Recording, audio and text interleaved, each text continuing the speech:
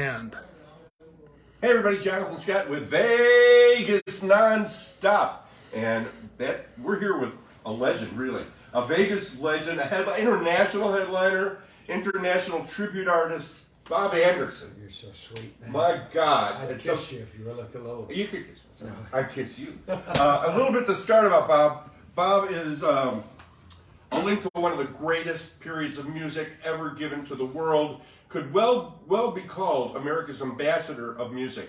Bob Anderson's story reads like a classic novel. In 1970, and stop me anywhere, I'm not stopping you. We're talking like that. In 1973, Bob snuck into the Sahara's conga room to watch Nancy Sinatra rehearse. During the rehearsal, Nancy's opening act, the Everly Brothers, remember Everly Brothers Dream? Yeah.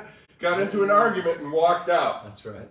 Okay, during the rehearsal, so Bob, at 23 years old, Bob went over to the musical conductor and said, "Hey, I'm a singer. You only have a few hours left at the start of the show. No opening act." Nancy Sinatra's producer handed Bob Anderson a mic and let him prove himself on stage. Bob went on in place of the Everly Brothers that night, and played the entire 2-week engagement at the Sahara. That's right. Yeah. Shortly after that engagement, Bob Anderson accompanied Nancy Sinatra to the Merv Griffin Show, and that was Bob Anderson's first appearance on national television. Got a standing ovation. Merv Griffin, who was a sweetheart, and anybody that ever met Merv Griffin knows there wasn't a nicer guy on the planet.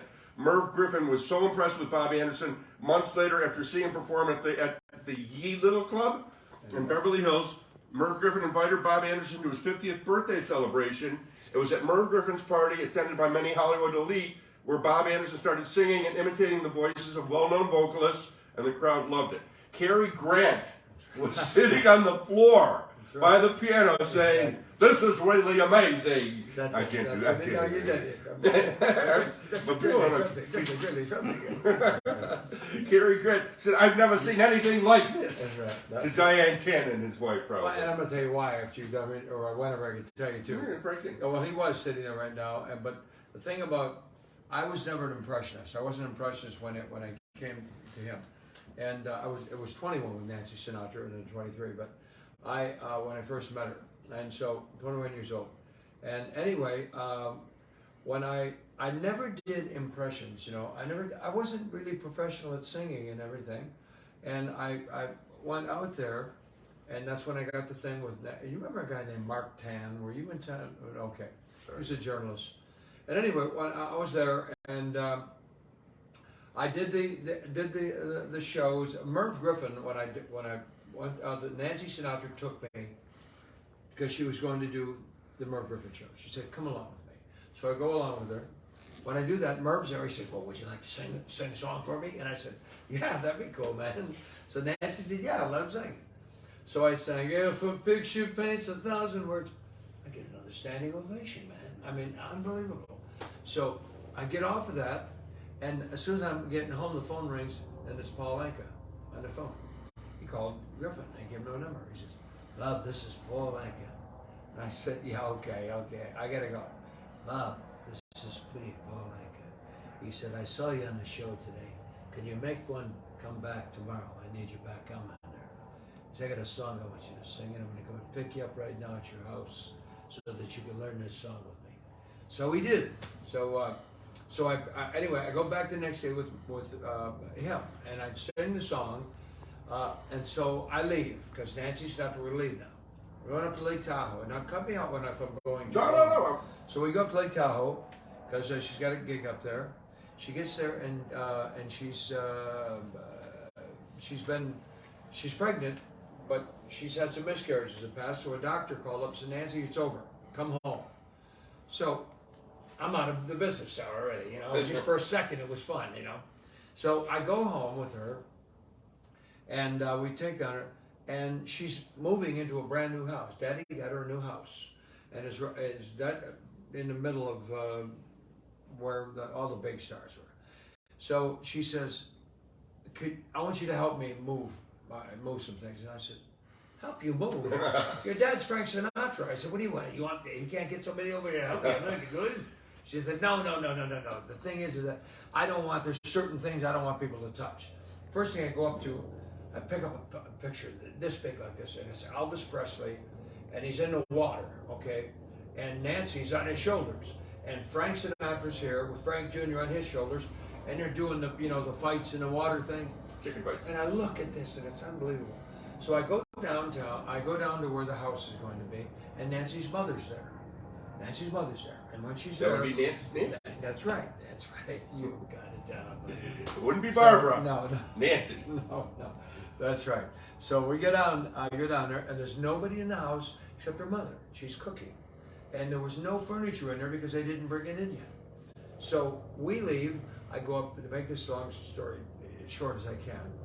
We go down, and the second or third time I went down there, I go into the house, and her mother says, sit down. So we all sit down. So I sit down, and there's Frank Jr. next to me, and Nancy, and just her mother. And Tina wasn't even there. And so we're sitting there, and she said, come on, we're going to eat something.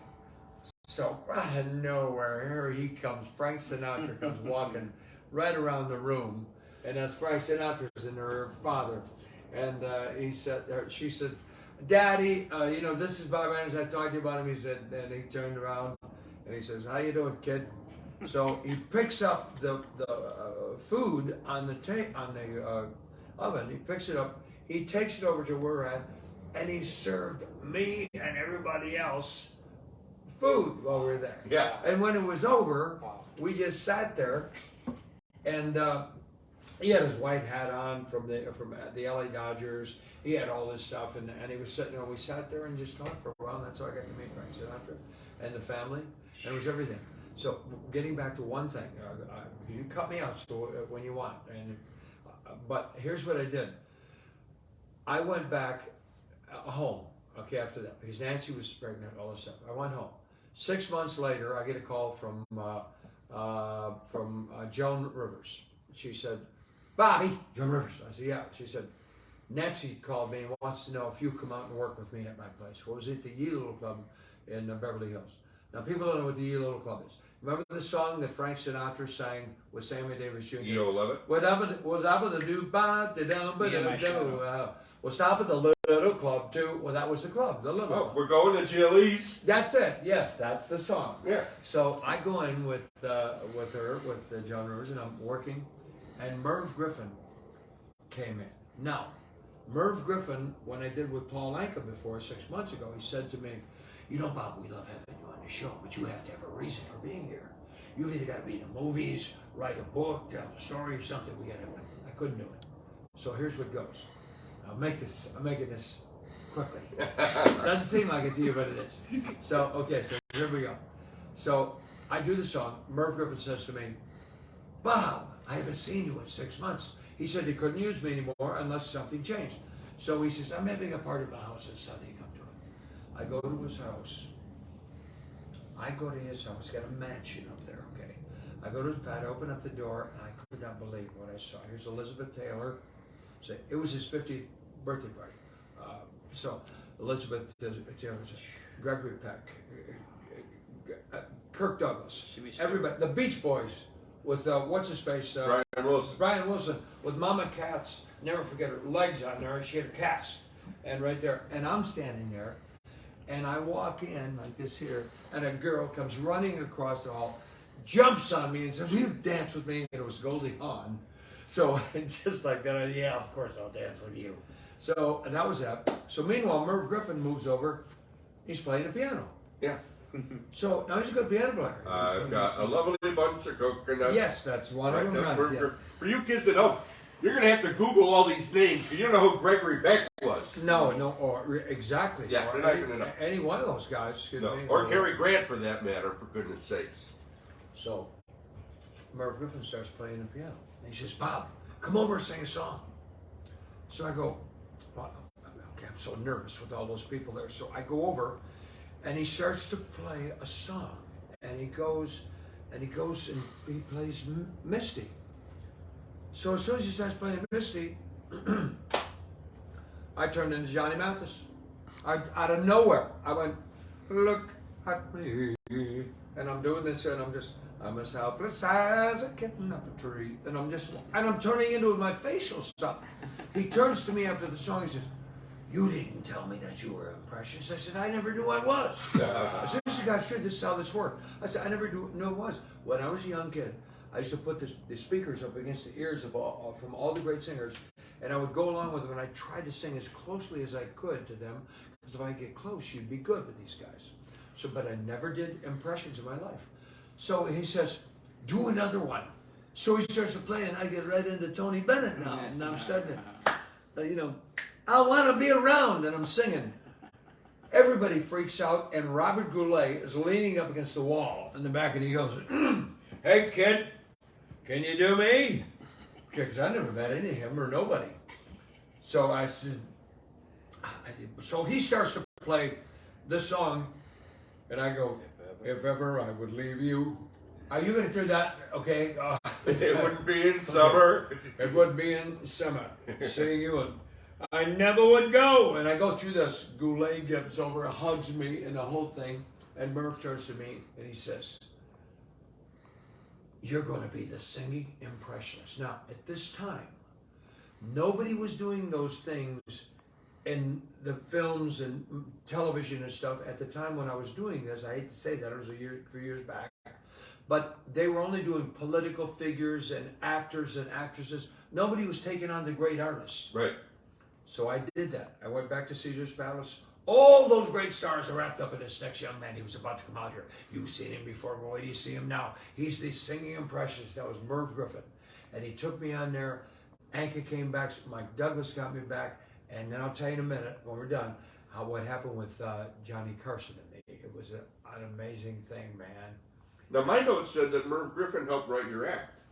He stayed up all night and wrote my whole act with me at his house when the party left. And what's his name too? Judy Garland's Mort Lindsay. Sid Luft? Mort Lindsay. Mort Lindsay was there, and Mort Lindsay wrote the stuff with him, and he wrote my whole show for me. I took me back to Caesar's Palace, introduced me that way, and I went on there again, and I did all these singers, and they freaked out, and I got another standing ovation, and the Johnny Carson show, he called me. Then I got a call the next day or a few days later from not Johnny Carson. Johnny Carson did the other one. It was Mike Douglas. The Mike Douglas And then show. it went to Johnny Carson. Yeah. Now, before we go any further, I have to mention, we're live right now. You might be seeing this in some other date. But tomorrow night, February 7th, Tuesday night, at UNLV, Bob is performing. I should read it the way that it's written here. I've got the Cary Grant story. At UNLV, Performing Arts Center, I really wrote down the introduction that I wanted to do for the show, because if you've never seen Frank Sinatra, this is as close as you're ever going to get to seeing Frank Sinatra. Direct from Carnegie Hall. Here's the intro I want. Direct from Carnegie Hall, One More for the Road is an acclaimed production honoring the Great American Songbook with a stunning 32-piece orchestra, Sinatra's original charts, an Emmy Award-winning makeup artist, and the greatest singing impressionist in the world, Bob Anderson. Orchestra features Vegas' own Joey Singer, musical conductor and piano Bob Sachs, Bob Schimmel on drums, Daniel Falcone, who's Vinny's son, on lead trumpet, and makeup artist Ron Wild. Join us in keeping Frank's music alive. Sing along. Remember the good times. Here's the number. 702-895-ARTS. That's 702-895-2787. Got the plug out there. I got the plug out there. Beautiful. All right, so Sinatra had you on twice in 1 week. This thing, and I want to hear what you're saying, but this thing that we're doing over here is really, I'm doing just Sinatra, and the reason I did that, I wrote, well, you've gone to the one when I was here. I couldn't go enough times. When I was here. I saw it a dozen times. Yeah, before this, at the Venetian and at the Palazzo. I signed it up for 2 weeks, and I wanted to stay a year. Right. And there the show was. But the thing is, I wrote this show so that the younger generation will leave their high-tech world behind and go back and find out how it was like when Sinatra and Tony Bennett and these guys, the way the Vegas used to be. Well, I want to talk about that a little bit, because Okay. you were here, you were at the top of the dunes, Yes. You held court up there back when there was 12 years. lounge acts. Yeah. We don't have that anymore. No, isn't that a shame? We don't have Tino anymore. No. You got to pay for parking now, for God's sakes. Yeah, right. Isn't But that but crazy? back in the day, Yeah. when people would come here and they'd stay up all night, and they'd go see Bob Anderson at the top of the Dunes, and Tom Jones would drop in, That's right. and everybody was flattered because Bob was spot on with his impressions. Well, that was so cool of you. And yeah, they'd all, you know, the first time I came in there, I got, it was so weird. I had strep throat. Okay, I walked up, I couldn't hardly do anything. I walked by and the maitre d' grabbed me and I said, I got strep throat. So Vic Damone was walking by. And he says, come here. And the maitre d' said, he says, the kid's got, he's going to open up here. He says, he's got strep throat. Vic Damone says, come with me, son. He goes over and he looks up and he said, give me that bottle of green chartreuse up there. And he took it down and handed poured it to me. He said, here, have this here. I took it. I started freaking out, man. It was burning me so bad. I couldn't believe it. Anyway, I came back. I could sing. I looked in there and this was the first show that I was at. Tom Jones was there. Engelbert Humperdinck was there with his family. Buddy Greco was there. Tony Bennett was there. All the people from the Strip came in. The females were there. Everything. I couldn't believe it. So I get up. I go to sing my song. I'm singing. I get 3 songs in, and all of a sudden, some guy's walking up to the side over here, and he gets up, and I didn't even look at him. He was on here. He comes up to me, and he's walking like this here, and he's right in front of me. Grabs the microphone and pulls it right out of my hand. And he says, "Sit down. You'll learn something." And it was Don Rickles. That's the first time I ever met Don Rickles. Right in the middle of the night. I only say for that, sit down, you'll learn something. And that was the end of the show right then. But I've been so blessed by getting, I caught the tail end of all the greatest artists that have ever, when this town was the town that it was. And the people don't understand either that those people that I'm trying to do here now for us to keep in mind in their music, they are the entertainment capital people of the world, not just here in Las Vegas. They were all the headers of the United States, but their music was the entertainment capital of the world. All those people, and that's what we're doing. We were both lucky. I may have told you before, but growing up in Chicago, my first job was at the Mill Run Theater in Chicago, and Sammy Davis Jr. owned it. I got a golf lesson from Vic Damone teaching me how to use the 7-iron. I mean, you got to see them all. Robert Goulet, everybody came through. Sammy owned it with a tap dancer named Finus Henderson Jr. Oh, geez, I knew Finus. And I was 15 years old. Sammy let all the kids run around backstage at the Mill Run Theater. That's the way it was. Yeah, and we saw everybody. But, as big as they were, was as great as a Toady Fields. I mean, fantastic. Those entertainers really gave it their all, as you do, 100% every night that you're on stage. I have to hold this up. One more for the road. At the Performing Arts Center box office at UNLV, the telephone number is 702-895-2787, which spells out arts. 895-2797 to see Bob Anderson in concert. One more for the road. I think Tom is telling me that I'm holding it up the right way. And this is a beautiful book. What an amazing story about Frank Sinatra serving you dinner at the house. I know, and I told him too. I says, "No, I don't like that kind of food. Give me something else, Frank." And of course, he swatted me the whole way across the no. Like the Rickles story. Can't you see I'm with people? Yes, exactly. That was a big one. Anything else you want to say? You got a website too, don't you? Yeah, yes, I do.